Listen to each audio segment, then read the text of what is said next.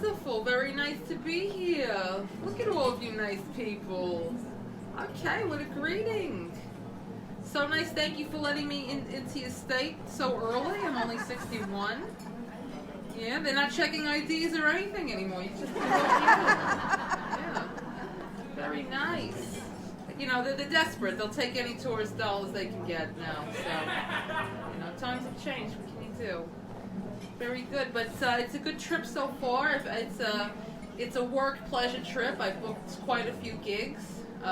Most of them at nursing homes. That was strategic. I am single and looking. It might have been a mistake though, because where are all the men? I don't know. There's only old ladies at these homes. Well, what happened to the men? I think the old ladies just might have, you know, they might have destroyed them.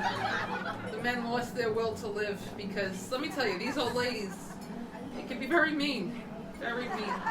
I don't know what the age is, but at some point you stop filtering. You just think it and you say it. And let me tell you, what's on people's minds most of the time is not very nice. Okay, you're hearing the edited version mostly, is what you hear when you hear people talk. It's terrible. But it's very nice to be here. No masks. People are just being normal. You two are holding hands. You get a ticket for that in New York. I'm not kidding. It's what they're doing now, holding hands. It's like, it's roughly equivalent to having sex on the street in New York City. They're at the cutting edge of morality up there. You know, it's very strange. You can't go anywhere anymore. You know, you can't be happy. People don't like that. That's not acceptable. So, but I don't care.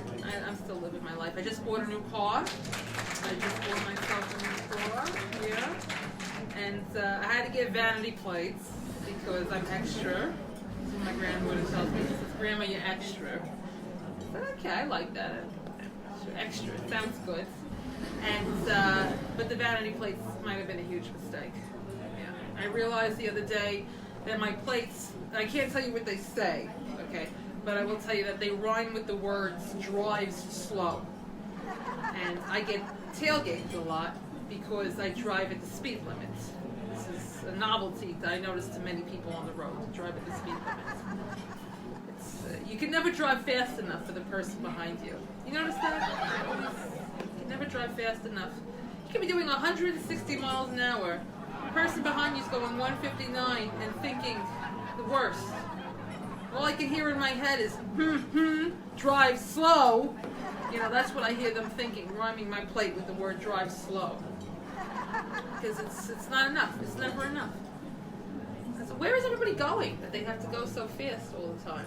I don't understand. You always see the same person anyway at Walmart. Why were you tailgating? We were both going to Walmart. That's what I love. I do like going to Walmart. I do. I like that I can get all the shit I need in one place. I don't like the people at Walmart.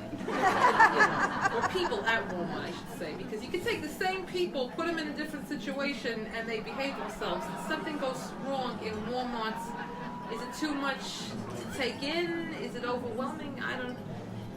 It's particularly in New York. People, they're always, these days, trust me, you don't know, but they're trying to outperform each other with how compliant they could be with this coronavirus shit. That's the new thing in the Walmarts up in New York.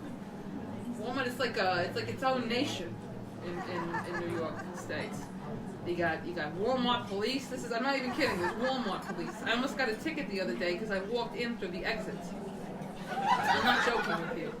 They hired some maniac who it looked like he had just walked out of prison. They had some maniac at the door with a tattoo on his neck. His eyes were bulging, and he was yelling at me. So what? So we had a big fight in the public. I love public fights. Aren't they great? Who loves? I love it. I love watching them.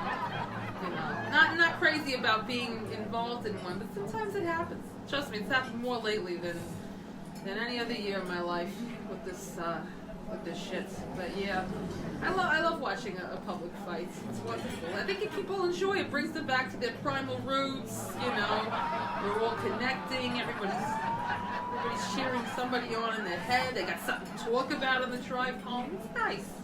Very nice. So, yeah, I'm single, and I do discriminate. There are certain groups that I will not go out with. I don't date Jews. Not a big fan. And musicians. I don't date musicians, and you shouldn't either, okay? They've got very important work to do, and it's wrong, you know. You loving them and caring about them is distracting from their important work in making music. So stop it. Don't be so selfish. Don't date a musician.